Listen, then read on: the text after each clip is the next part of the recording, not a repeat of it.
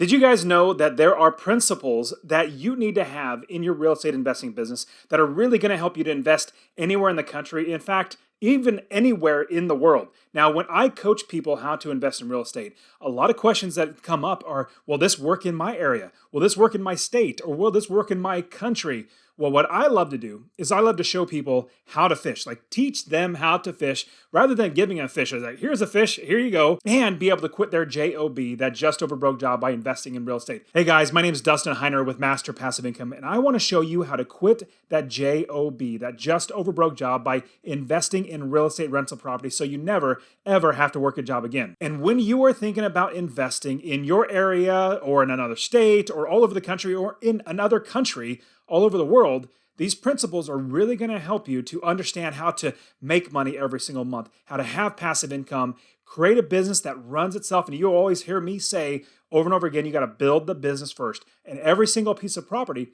the property is not your business. Your business has inventory, and the pieces of properties are your inventory that you put into the business. The first major principle that you must always follow is to make passive income every single month. Now, what that looks like is you buy a house and you add up all your expenses. That could be your mortgage, your insurance, your taxes, your property manager, any HOA or homeowner association fees. Basically, add up all of your expenses and get a total. Then I want you to get your rents, how much you could rent the property for, and figure out what that is. And that you're going to be able to get that number by hiring your property managers, which we'll get to in a little bit, but you're going to be able to know how much you could actually rent the property for. So when you're buying a property, you want to make sure that you are buying properties that are making you $250 or more in passive income. No matter where you invest all over the world, you want to be doing that. Now, when I said multiplication, if you had one property making you $250 a month, if you had 10 properties, multiply that out, 10 properties, that's $2,500 a month in passive income. If you had 20 properties, that's $5,000 a month in passive income. 20 properties is $60,000 a year in passive income. Wouldn't that be amazing? I know you'd be able to quit your job at $60,000 a year in passive income. So make sure, number one, that you're investing for passive income, making cash flow every single month. Now, the second key point that I want you to make sure as an investor is to buy properties lower than market value. Now, remember, we're investors. Even if you don't have a property right now, you need to keep in your mind that you are an investor. What we do as investors is we buy the house at a lower price point so that we actually make money. Well, you'd say make money. You're like, you don't actually put money in your pocket, but you capture equity. Let's say you buy a house and they're asking $150,000, but you actually put an offer for $120,000. You work your way up and you negotiate. They come down. You buy the house for $130,000.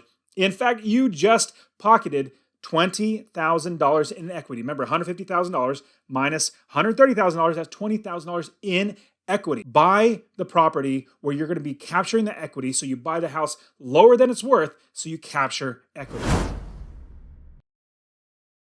And the third principle that I want you guys to remember is that when you're buying a house, you want to buy a house that you can force the appreciation up, force the value of the home up. Now, what that's going to look like is you buy a house, and on that street, it's probably not the best looking house on the street, so there's room to fix it up. You put some money into it, make it worth more, make it more valuable, and then it's actually worth more. Now, what would it look like is you buy a house for, let's say, $120,000.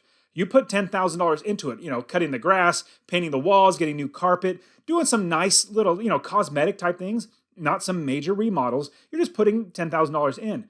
More than likely, the value will go up another $20,000 or $30,000 on top of the money that you put in. If you want to get started investing, I want to actually give you my real estate investing course absolutely for free. If you go in the description, go to masterpassiveincome.com/free course. I will give you my free real estate investing course showing you how to find an area of the country, anywhere to invest, how to make sure you have an automatic business, buy the right properties, be able to scale your business and make $250 a month in passive income.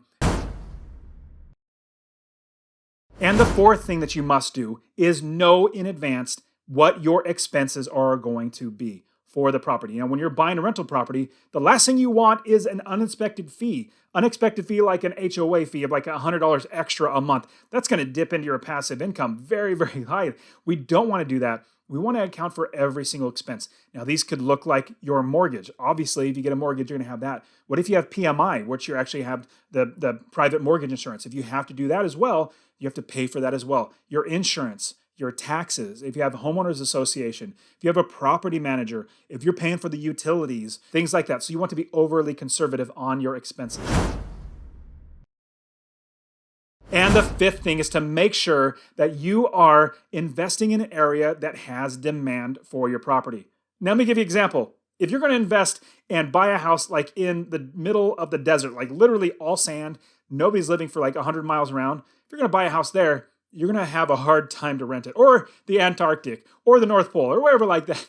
If you're going to invest someplace where people don't live or don't really choose to live, then you're going to have a hard time renting the property. You want to make sure there's good demand for your property. In fact, as I teach people in my real estate wealth builders, my group coaching, all my courses and everything that I do, that I teach people how to invest, I show them every single way that they can find a property. And as we're looking for properties, we look for population density.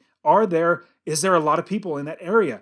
If it's one town that has 100 people, well, there's probably a few people that would actually want to rent out the property. So you want to make sure there's good demand for the property.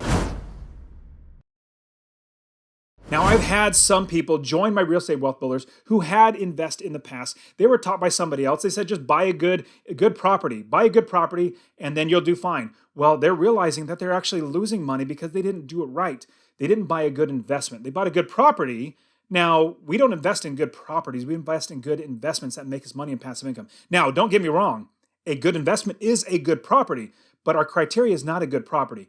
Our criteria is a good investment, one that can feed our families because we have passive income coming in every single month. That is a lockdown security that's literally attached to the ground. It can't be taken up other than a hurricane or something like that, but we have that asset literally attached to the ground. And we want to look at properties that are good investments, not good properties. And the seventh principle that I'm going to give you, and you must do this, I learned the hard way. In fact, most people learn the hard way, learn from my mistakes and everybody else's mistake.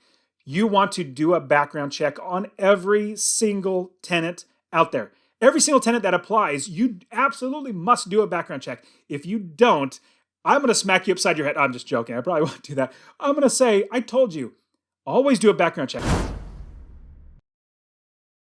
And the eighth thing that I want to give you is you want to make the property rent ready. Make the property rent ready, not the best house on the street. Now, let me give you an example of what that would look like. Let's say in every single house, it's regular countertops, not granite, just, the flimsy stuff that everybody has, and there's just cookie cutter type home. And if you go in and buy granite countertops and put them in there, you're going to spend about $3,000, $4,000 for the granite countertops. Don't get me wrong, your tenants will absolutely appreciate it. They'll like it. But you're not going to get that much more rent. You might get $25 more in rent because it's a little nicer with the granite. How long is that $25 going to take to pay off $3,000 in that work?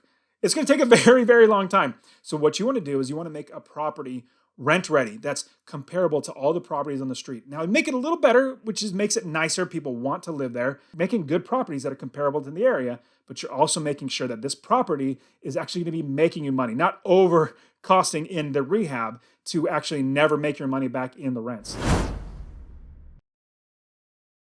And the ninth thing that you need to, that's a lot of fingers, but the ninth thing that you need to know when you're investing in real estate, what you want to do is when you're investing in real estate, you're going for passive income, but here is the bare minimum that you need to get from every single property in passive income. You want to make sure that you are making $250 or more in passive income every single month from every single property. Now remember, that's the least amount that you can get in passive income, or that you should get or shoot for. Now I have properties that make me $400 or $500 or $600 or more in passive income. The bare minimum is $250. I have many students who have done this many, many times in the last couple months, buying properties that make them a minimum of $250. In fact, one of my students literally just bought a property for $50,000, and at that $50,000, he's making $700 a month in passive income. On top of that, he refinanced the property, pulled all of his money back out. He's literally into the deal, only $2,000 for this property. And with the mortgage, the insurance, like all of his expenses added up, he is still making $700 a month in passive income and only has $2,000 in his own deal. Now, the 10th thing that I'm going to give you, and you have to do this, and actually I have a whole entire another video on how to actually do this, because this is crucial. Do not miss this. This is something that you absolutely must implement into your business. Run your business as a business. Now, what that looks like to run your business as a business, and this is absolutely crucial, is to actually put in business processes and procedures that your property managers are going to do for your business. Give you an example. The rent is due on the 1st. This is what you're going to tell your property manager. Rent's due on the 1st. Then on the 3rd, it's late, or after the 3rd, it's late. So they have those 3 days to make their rent payment. If it's late after that, then they get a late fee that they have to pay. But as soon as the 4th rolls around and they haven't paid, you put a 3-day notice on the door. And this is legally, you have to do this. If you're going to do an eviction or kick them out or anything like that, you have to do a 3-day notice. You put a 3-day notice on the door. From there, you wait the 3 days. If they still haven't paid, you will actually be able to go through the eviction legally and go through that process. And if you got anything out of this, I would so appreciate it if you liked this video. Also subscribe and hit that notification bell, because I'm giving out so much great information, literally free, how to invest in real estate. You can do this. Watch this video right here. Subscribe to my channel. I'll see you in the next one.